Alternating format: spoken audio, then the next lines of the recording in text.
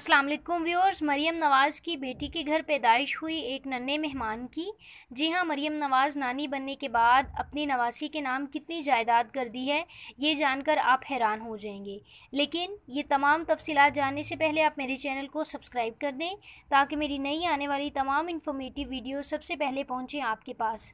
जी हाँ, शरीफ ख़ानदान को करप्शन केसेस में बड़ी बड़ी मुश्किलात का सामना है और ऐसे वक्त में जब इस ख़ानदान को खुशी मिली तो हर कोई खुशी से झूम उठा। खुसूसन मरियम नवाज़ फूले ना समाई इसलिए करती अपनी नवासी के नाम अपनी जायदाद का एक बड़ा हिस्सा। 300 अरब पाकिस्तानी रुपया यकीनन कम नहीं है।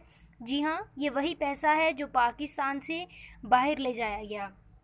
ये 300 अरब मौजूद हैं हसन नवाज़, हुसैन नवाज़ और मरियम नवाज़ के अकाउंट्स में। इसी पैसे से लंदन फ्लैट्स और दीगर मराहत ख़रीदी गई और इसी बिना पर नवाज़ शरीफ को नाअहल करार दे दिया गया था।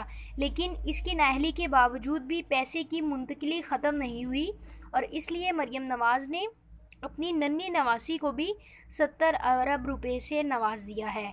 या शायद मरियम नवाज़ के नज़दीक ये अपनी बेटी के लिए उसकी पैदाइश पर एक छोटा सा तोहफ़ा है। लेकिन जो भी है, इसकी तहकीकात लाजमी हैं। खरा सच के मेज़बान मुबशर लुकमान साहिब ने इस मामले पर मरियम नवाज़ को आड़े हाथों लिया और इमरान खान से गुफ्तगू करते हुए कहा कि आपको नहीं लगता कि कलसूम नवाज़ के इलाज पर लंदन में जो पैसा खर्च हो रहा है, इसकी तहकीकात होनी चाहिए। आखिर इतने लंबे अरसे से कलसूम नवाज़ हॉस्पिटल में ज़ेर इलाज हैं तो यकीनन बहुत ख़र्चा होता होगा। लेकिन शरीफ ख़ानदान से वजाहत ये तलब करनी चाहिए कि जितना पैसा कलसूम नवाज़ के कैंसर के इलाज पर ख़र्च हो रहा है वो पैसा कहाँ से आ रहा है।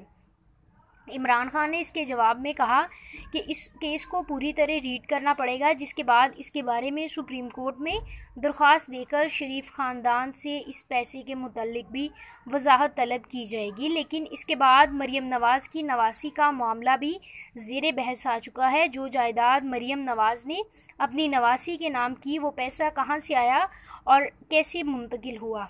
व्यूअर्स, अगर आपको ये वीडियो पसंद आई है तो मेरी न्यू इन्फॉर्मेटिव वीडियोस के लिए इस चैनल को सब्सक्राइब करें, लाइक करें और इस वीडियो के बारे में अपने ख़यालात का इज़हार करना मत भूलें।